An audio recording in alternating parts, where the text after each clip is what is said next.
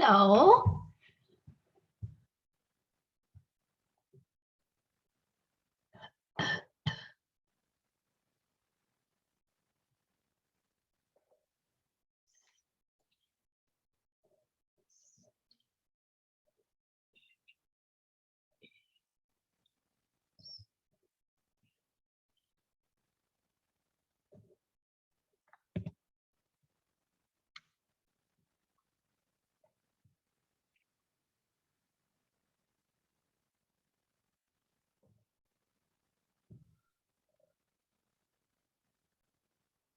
Hello, Stephanie. Hello.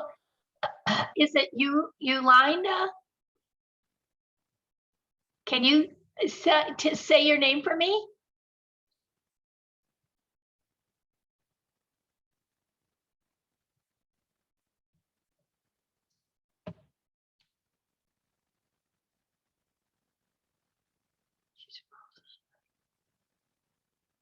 We're going to wait another minute or two here to see if anybody else jumps in.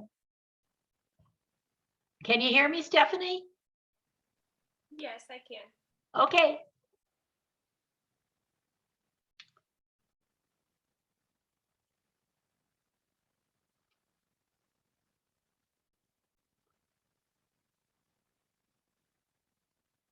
Who our other participant left? Hopefully she'll come back.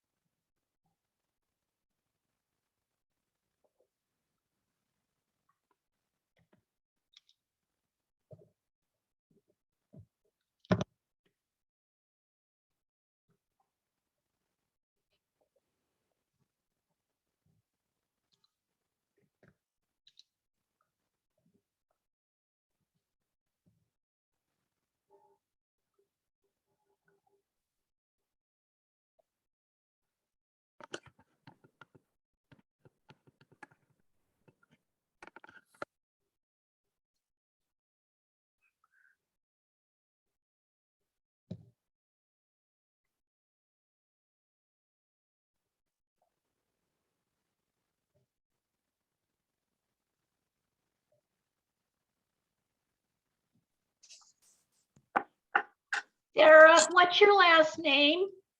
Murphy, M-U-R-P-H-Y. Murphy. Okay, just wanted to make sure. All right, ladies and gentlemen, we are going to go to listings today. Hopefully, you guys will take lots. So hold on till I get to the place where I can share the material. Oops.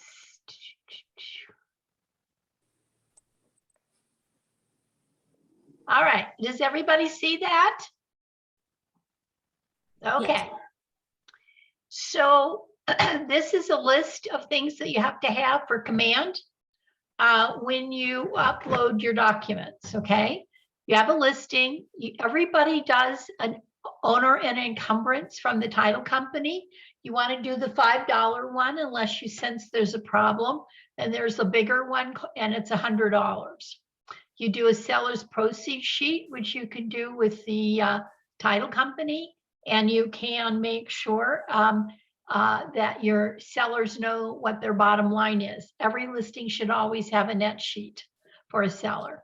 You have public records to get the seller's legal name and legal address of the property and the address properly. You have a listing agreement. You have definitions of working relationship. You have a seller advisory, which comes from Damien. You have a seller's property disclosure. You have a square foot disclosure, common interest community checklist for brokerage firm. If there's an HOA, if there's no HOA, you don't need it. Any and all extensions. Now, short sale and seller authorization, these two things usually are not needed in our normal market that we have now. However, it could be just a little bit differently in the future. Lead-based paint sales and lead-based paint obligation. If you have a house that was built before 1978, January 1st. You have your printout sheet for once you've activated the listing in the MLS, and a source of water. Hang on just a second. Okay, source of water and closing instructions. Who's our second Sarah? Who's our second Sarah? No, I was actually trying to open it up on my computer so I could get in and it would be a little bit larger, but it wasn't working. Okay, no problem. Let me tell everybody where they can go for this. In your Google, excuse me, in your Google Drive, when you get into your KW account, on the right side, you'll see 6 buttons, 6 little dots. Tap on that and go to My Drive, click on that, and type in the little bar that you're searching for things, resources from Park Meadows, resources of Park Meadows. And once that pops up, click on it, you'll find contract material. You'll find everything we're doing is in that material for contracts, okay? Now, once the listing, once you have all these documents, you upload them to me in Command so that I can review them. Once your listing goes under contract, this is what I need in Command. A printout sheet for under contract, the buy-sell contract, any counters, copy of the earnest money receipt, inspection, objection, and resolution. Once you have done that, you can upload it. If you're not doing any inspection or resolution, you can go ahead and upload that pretty quick. But if you are doing an inspection with an objection and resolution, you have to wait till that's done and then upload it. Lead-based paint again, if it's required, a lender letter if you get one. Following disclosures: seller's property disclosure, square foot disclosure, source of water disclosure, closing instructions, any and all amend extends, and if there's a post-closing occupancy. At that time, go to when you get all that loaded, you'll see a tab that should say commission request. Fill out all of those that information so that you can get paid at closing. Then you have under contract documents. Your documents are what the title company sends you. You want to have that the first batch is all the documents. Second one is copy your checks or distribution sheet. And the third piece is going to be your MLS sold sheet. All of those have to be uploaded, and I will clear that. I will clear that under contract or that sold document. Now we go into, if I'm taking a listing, I have to be a seller's agent. I check the box. These documents are on CTME or DocuSign, whichever you have. You put your date in. You always check 2.1. It is because we have many people in our office. Now, from your realist, you check, put in the seller's legal name. The company, Keller Williams Real Estate LLC, should already be in there. And 3.3, when you set up both of those accounts, those should be autofills. 3.4 is what county is the property in, the legal description, and the address of the property. Now, when you're listing a property in the lower end of the price point, you need to ask them, did they have any help getting this property? If the answer is yes, and that would be like a grant that might have to be paid back or something of that nature, you can check the box. That way, other documents are needed to be furnished if there's payments to be made for a grant of some kind. Then you go to the beginning and ending period of our listing, 3.7. We always have to have a beginning time and we always have to have an ending time. I would strongly suggest with the market we have, you want to put in 6 months, because what will happen is you will get an offer, it falls through inspection or something else, and you got to get back on the market. Now you've wasted 3 to 4 weeks. So now you want to be sure you don't have to ask for a renewal during your listing period. Now we have on 3.9.2, you've got you want to check will or will not. That's if you're going to have it go to another, not on the weekend or federal holiday or anything of that nature. It can go to the next day. So you will or will not, whatever you prefer. I don't really care. Now, number 4 is your brokerage relationship. How are you representing the seller? You always want to check for 0.3.1.2. I am a seller's agent. I am only representing the seller. I'm not doing anything differently than that. Now, your duties as a real estate agent are on 5. You want to read these, digest them. You don't have to memorize them, but you want to know what you're talking about. These duties cannot be changed, guys. On 5.8, you will or will not disclose you've got other buyers who are interested in the property. So if you get more than one offer on the property, can you or can you not disclose that? That's what this checkbox is for, 5.8. Now, when you check the box at the top and become a seller's agent, you pick up 3 additional duties. If you're going to get fired, these are the 3 additional duties you're going to get fired on. Promoting the interest of the seller, seeking price and terms that are set forth, counseling the seller on any material benefits or risk. These are the 3 that the seller is going to say you didn't do. So let's make sure we do them, and make sure if you have something in writing where you've had a conversation with the seller, go back and send a follow-up email saying, as per our conversation today, I understand blah, blah, blah, whatever it is. Always keep in a record, because you might have to go before a judge and justify your position. Now, what amount of fees are we going to charge total? So 7.11 is the total amount that you're going to charge the seller, which would be in his or her net sheet. So if you're going to go below 5.6, you have to call me to make sure that it's okay to go that low. I don't want you guys giving your commission away. You work too hard for it. So let's be sure that we have the right people, and why are you giving the money away? So let's discuss that. And I would suggest strongly that you pay 2.8 to a listing, a buyer broker, and 2.8 to a transaction. Sometimes you're going to see things in there that is going to be 2.5 or 2.4 or some other number. If you can, it would be best to pay them with this number. If you don't want to, or the seller doesn't want to, that's okay too.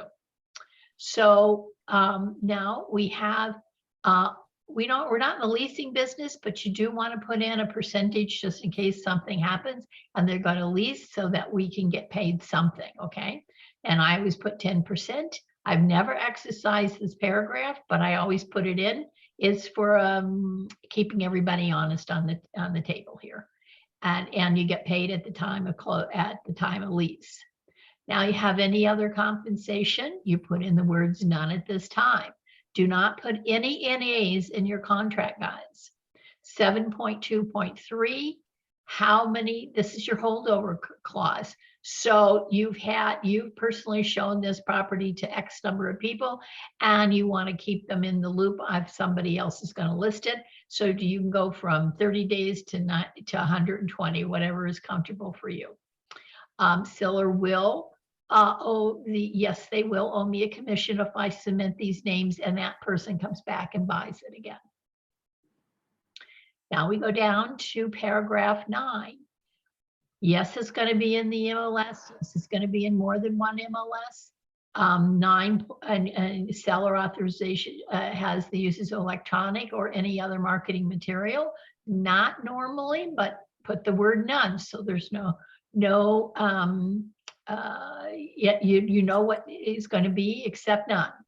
Then on 9.1.4, Yes, the address will be displayed in the internet and the listing in the internet. Now, 9.2.1, what type of lockbox are you going to put on it? I am encouraging you to do electronic lockbox. You can get that at Smedra or DMAR, nor at Smedra, which most of the agents in the office belong to. You do have to belong to a board within the first 30 days of onboarding with our office. Electronics a little harder to, or the electronic one, it's better tracking of who comes in, who's in, and you don't have somebody coming back that shouldn't be there. They have to have you only get a code and it lasts about 2 hours. So that's a good way of keeping people not going back into your house afterwards, even if it's vacant. Manual lockbox are okay, but it's a little harder to keep track, and people tend to give out these lock boxes, which they shouldn't, but they do, and creates a lot of other problems. And I always put down must call the seller for showing times. You also all know that you have to register with Broker Bait to set up your listings. In RE Colorado, we do not do showing times. That was the former showing company. We now have Broker Bay in RE Colorado. So you want to be sure who comes into your property. Well, it's only licensed people, active real estate licensed broker or licensed appraiser. I forgot to check that box. Not unlicensed people. What happens is you go under contract and the whoop-de-doo agent on the other side, because he or she thinks she's the greatest thing sliced bread, that my assistant can go. Well, the question would be, is your assistant licensed? If your assistant's not licensed, the seller's not going to let them in. So you either show up or somebody else from your brokerage firm does. Hey guys, welcome to my YouTube channel. This video would be useful for those of... I'm sorry, Scott, tell me again, ask me again. That wasn't me. Oh. Oh, sounded like somebody was asking a question. I don't know. All right, so got to be licensed and be firm on that, because it's a safety thing here. We can hold people accountable if they're licensed. We cannot hold people accountable if they're not licensed. On 9.3.1, all professional marketing services offered by the brokerage firm as a broker deems necessary. So you may be listing a property that's a 1,000 square foot condo versus a 3,000 square foot house. They're not going to get the same, they'll get many of the same marketings, but they're not going to be all the same, just because you're not going to take as many pictures for the small condo as you will for the big house and some other things. So just be sure you don't box yourself into what kind of marketing you're going to do. However, you do want to know, you do want to tell them what kind of marketing you're going to do for their property. Now we go down to 10.3. This is important because no, they're not currently with another listing company, and no, they have not received or submitted, they have not submitted, the other company did not submit a list of prospects. This is people who went through the house that they showed it, not if another broker showed it, is if they as personally showed it. And a lot of agents will give them sellers a name of the person who did that. And then if those people come back and buy, you're not going to get paid, guys. So we have to pay the other broker, not anybody else that comes through. So we just want to be sure we've got all of those ducks in line before you list. 10.4 and 5 are pretty self-explanatory. Now we go to pricing and terms. What is it? What's the price? Is it cash, conventional, FHA, or VA? So in the lower end, yes. You have to know what the FHA and VA limits are before you put it on there. If it's a condo complex, you have to make sure that they're FHA and VA approved. 10.3 is discount points. Right now, the answer is no. The longer our rates creep up, this could become something that might be used in an offer. 10.4, if you are going to accept FHA and VA loans, there are costs involved for doing that the buyer cannot pay. So we have to inform Mr. Seller he may be asked to pay certain things according to the way our contract reads. So he or she has to know What's your limit? What's the amount you're going to put on it? The cost usually runs somewhere between 50 and 500, 400 or 500. So you want to be sure you put a capital limit on that. So 350 is a good marking point, starting point. The seller shall decide at the time of offer if any seller concessions are to be received. Please put this in here so there's no misunderstanding with the seller. Yes, you may be asked to do something, but you don't have to. What would be the earnest money? So you make decisions based on the fee, $3,000 to $500, $3,000 to $5,000 for a $350,000 home is fine. When you go over 7,500, you go to a different court if people are going to sue, which is not, you just need to know that that's what it is. When you get to the 7, 8, 6, 7, 8, it's usually about a $10,000 or $15,000. So there's no standard on it, whatever. It's just make it sure that the buyer can actually have that much money in liquid cash at the time of offer. Now we have the proceeds. How does the seller want to get it? Cashier's check, wiring. Wiring is very big right now, but wiring also creates fraud. You're going to have something that you are going to, Amy is sending out at 2 o'clock on Thursday. Damien is talking about fraud, and it's to all the offices that he's an attorney with. Amy is sending out information on that. I don't know if it's today or tomorrow, but please attend if you can. So now we have what's included, what's not. And be specific. I've got 1, 2, 3, 4, 5 garage remotes. Put it in there. How many do they have? Excuse me, hang on just a second.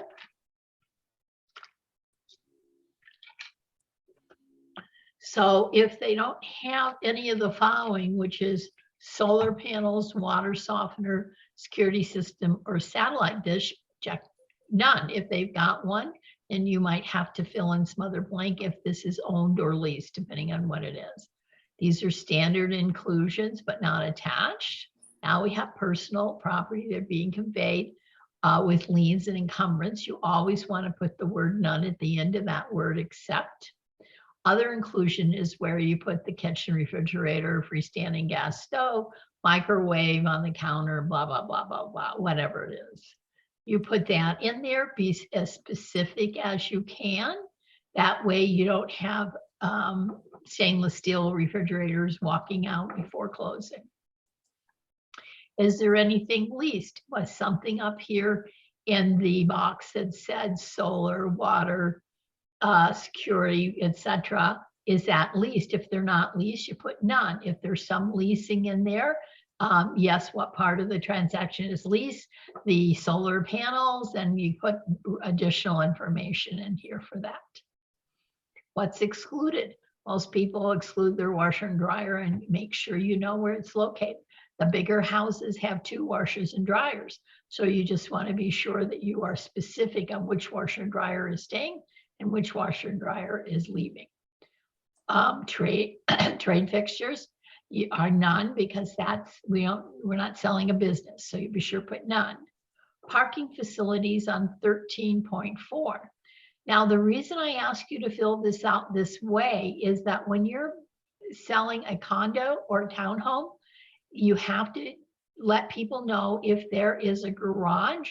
Is it a underneath parking space? Is it reserved? You have to be specific and tell them what it is. It's reserved part number 3 with the storage closet. So this, and if you're so used to blowing by this paragraph, and then when you come into a townhome or a condo that has those storage facilities, then you're going to miss that. So we don't want you to do that. Most of the things in water rights and well rights are not applying to anything most of the time in a lot and block. However, if you are selling acreage, you have to ask the right questions. Do you own your water rights? How are the water rights going to convey? Because they have to convey in a different manner. There are separate deeds on water rights and mineral rights. And you might have to involve a water attorney and those kinds of things. Also, It's just good practice when you have those acreages to be sure that you get as much information as you can.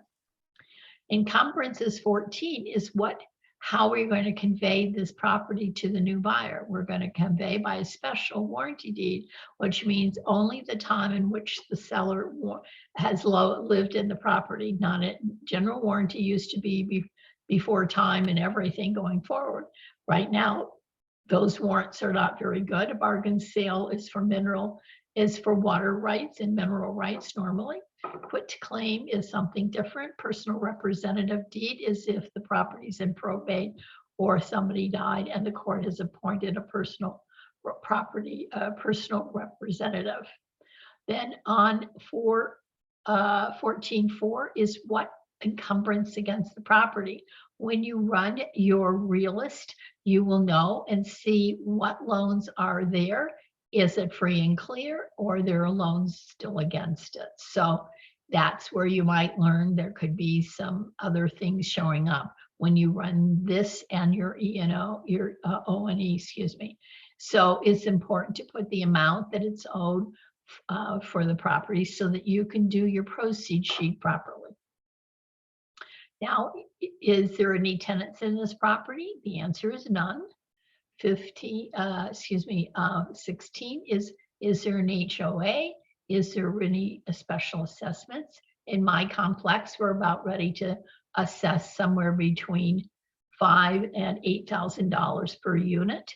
And it's a special assessment that will have to be paid off because of a hailstorm that occurred last year on September 3rd. So insurance companies are not very quick about settling everything that we have to have settled. Possession, you want to put upon mutual agreement because we don't have a contract to determine what has to be done. So in this case, we just have to be sure to say, no, I just put this in there. That way, when a contract comes in, you can agree to that date or change it. It's okay. So 18.2.1 is encourage all sellers to fill out a seller's property disclosure and need to disclose everything that the seller knows about the property. When you list a property, you have to have carbon monoxide alarms, and they have to be within 15 feet of every bedroom that is in the property. And the condition of the property, try to make it as good as you can, except ordinary wear and tear, okay? Now, everybody has, right? Seller has a right to cancel, broker has a right to cancel. These two I try to stay out of because we'd like to keep that listing so you can get paid.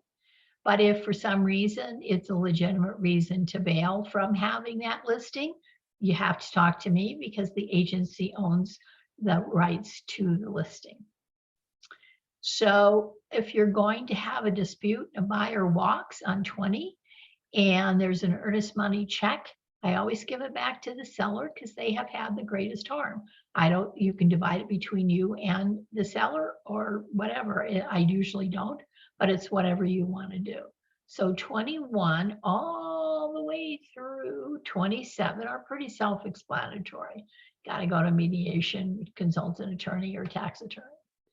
Now on 28, this is what's going to be, excuse me, I have a transaction broker. If you have one, you want to put her information is that she's handling all paperwork regarding this transaction and will be paid by the listing agent at closing. So in other words, they're not paying for it, but in many cases, many of the agents in the office do charge a seller for whatever their transaction fee is, which goes from anywhere from about $300 to $500 or $600. So now you've got attachments. What goes with this listing agreement? And usually have anywhere from 1 to 2 or 3 emails. So this is what's going to attach with this document: seller's property disclosure, square foot disclosure, seller's advisory, common interest community checklist for the brokerage firm, closing instructions, the seller's proceed sheet, and lead-based paint obligation sales if it applies. So if the house was built before January 1st, 1978, you will attach those 2 additional documents. If it's after that, then you don't. Your good rule of thumb, anything built in 1978, just go ahead and complete these. 31 all the way down to 35 are pretty self-explanatory, and that's the listing agreement. Does anybody have any questions before I proceed on? Okay. Here is your definitions of working relationship.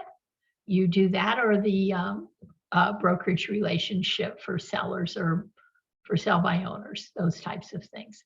This is an acknowledgement, and it's nothing but a disclosure for a buyer. Here is the seller's advisory that our in-house attorney prepared. It's about 4 pages long. Surveillance, valuables, what you need to get out of the house, seller's property disclosure, something to do with the seller's, the fraud and solar panels, home warranties, financing, consult your tax attorney.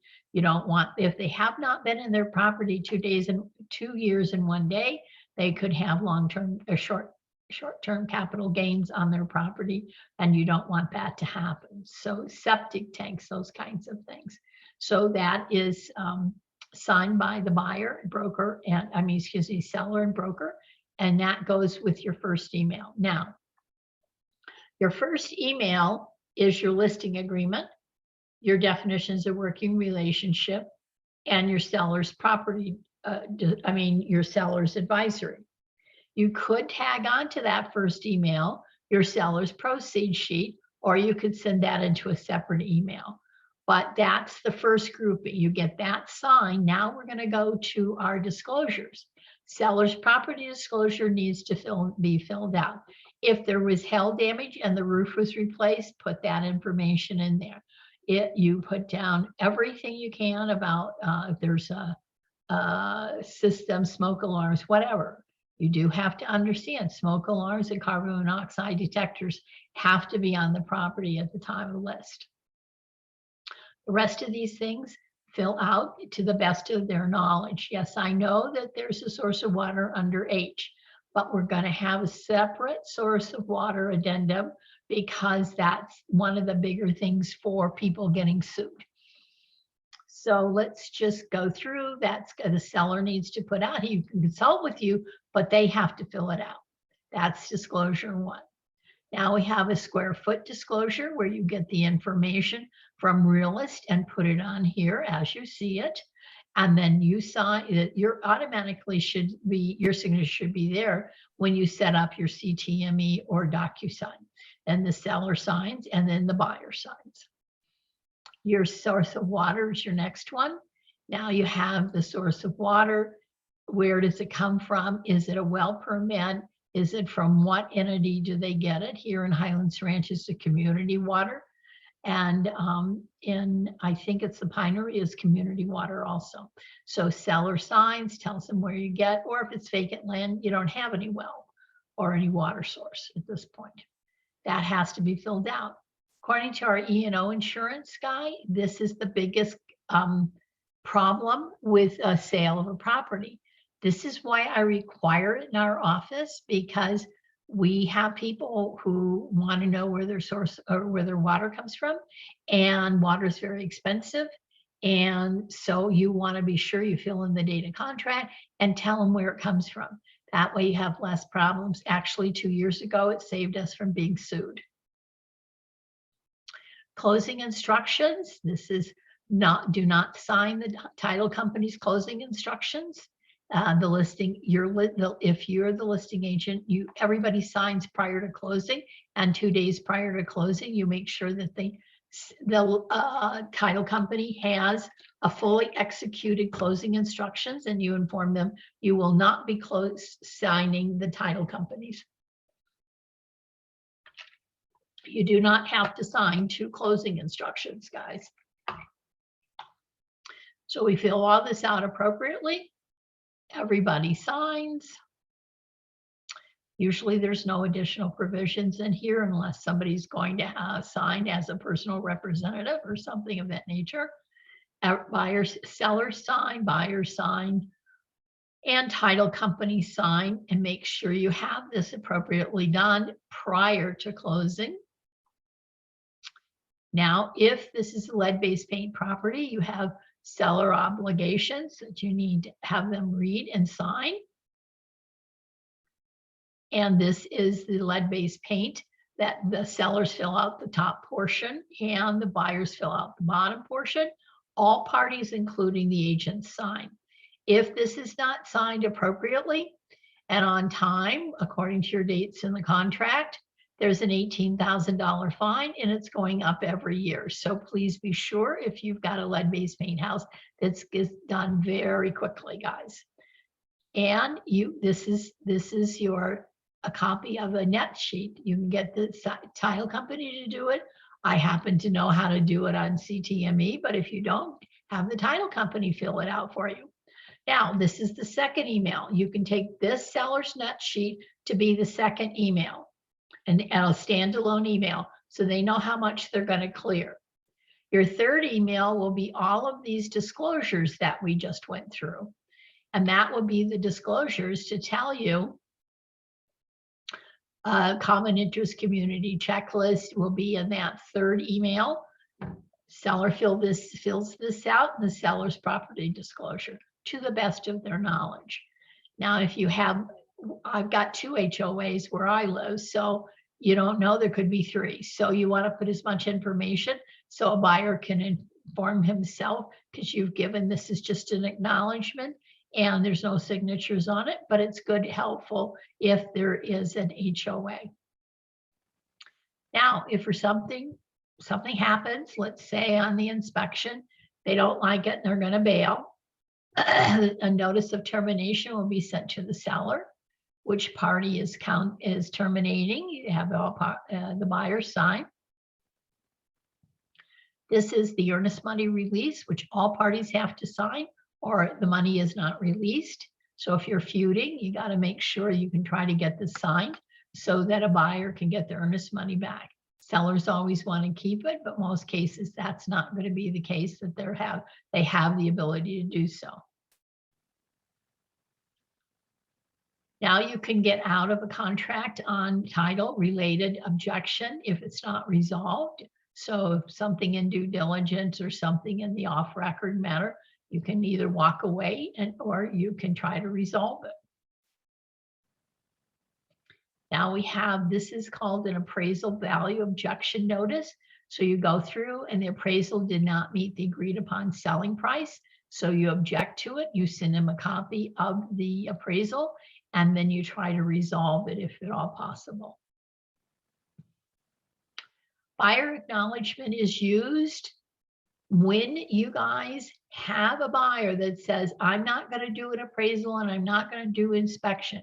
If they are not going to do an inspection or buy a home warranty, please have them sign the buyer acknowledgement so they don't come back to you later and try to sue you because they said they didn't get an inspection. Let me talk about septic use permit. When you list a property, please get your septic use permit right away. This is important because you have to, it takes a while. I just heard that in Albert County, it's a month to 6 weeks. So you want to be sure you get this usage permit, which is dealing with a septic tank, and get it approved. And that way the sellers will discover if there's anything wrong with their septic tank, and they can give that to the buyer as soon as they contract and go under contract. Buyers are entitled to their own inspection if they want, but here's a usage permit that says everything is good. Now, if you're selling your personal property to keep your E&O insurance intact, then what you want to do, you have to do the following things. You have to do a seller's property disclosure. You must put a home warranty on the property. The buyers must have a home inspection. If they don't, they have to have buyer acknowledgement signed. And you have to use Colorado State approved forms. Once you do any deal, your E&O insurance, if you have these things that occur on your own deal. However, if you don't do any of these four things, the max you have, which will fall into these four things, on your deductible if somebody decides to sue you, is $2,500. We had to up the monthly bill at the office because they upped our E&O insurance to the tune of 46% to keep in order to keep your deductible low. Otherwise, your deductible would have been $10,000. So we try to keep things as reasonable as possible here. But you have to understand, when you have a friend that calls you up and says, hey, I just want you to do the paperwork, you have to understand, once you put that paperwork together, you are liable for it. So if something goes south, you've got to be sure that all these ducks are in line, or you're not going to be covered by your E&O insurance. This is a well check. If you have a property that has a well, this is general information to supply to your the buyers that the sellers have filled out.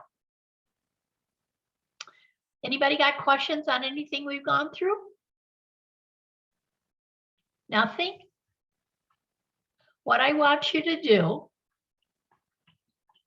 is go in to CTME or DocuSign, whatever you're using, and prepare a listing agreement. You don't have to do all the documents, but I want a listing agreement done. I want you to do like a net sheet, and I want you to know where you go to Realist to get all that information. You don't have to do an E&O, an O&E on your property, but you do want a net sheet, you want the public records, and you want a listing agreement. The rest of the disclosures you don't have to do, but this way you know where to do it, what to put in, where to go, how fast can I fill it out. It's always the same process. So once you learn it, make sure you keep a listing agreement as your sample, as you're writing it, so you know where, what goes where. If you have any questions on the contract portion, Wednesday, we're having a meeting, and it's going to tell you we have advisors now. Some of you will be able to talk to those advisors. If it's a complicated contracts question or you can't reach your advisor, you're more than happy to call me. Anybody got any questions? If not, I'll stop sharing. And next week, we will be doing buy-sell contracts, and I will be in the office on May 2nd to do this buy-sell contract in the office. So if you want to come to the office next week, I haven't met most of you. Just come on in, and that's what we're going to do. We will let you know if it's going to be a Zoom portion also, but I think at this point it probably will not be. So hopefully you'll be able to come in and see the buy-sell contract, and I'll be happy to answer any questions you've got. If not, have a great afternoon. Thanks, Donna. That'll be at noon next week, correct? Correct. Okay. Yeah, just like it is, but it'll just be in the office. Awesome. Okay, thank you. You're welcome. Have a great day, guys. Bye.